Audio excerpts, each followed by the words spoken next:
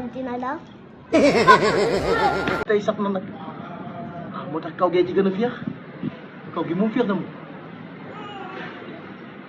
oh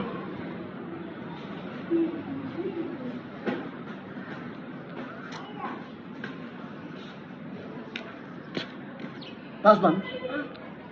yéen fu ngeen nekkoon ah ana Mbodé Mbodé daa dem taxawaalu ci demal wan li ma Mbodé moom du ma ko wax dara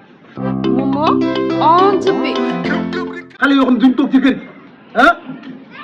kaay taxawal nii Tasman ñëwal yéen maa ngi leen di tere bundu kër gi pareeguma ngeen di taxawal ah da ngeen maye yow Mbodé yow moo xamante nga naan da ngay taxawal yow Tasman yaa ngi woon fii ci biir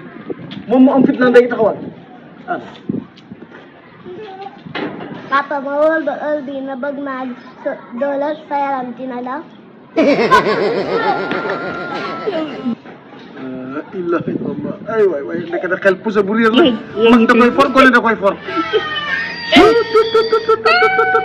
wala bi jox na ma ko de am na dëgg de woor ba heure bii ñu ne dóor ay liif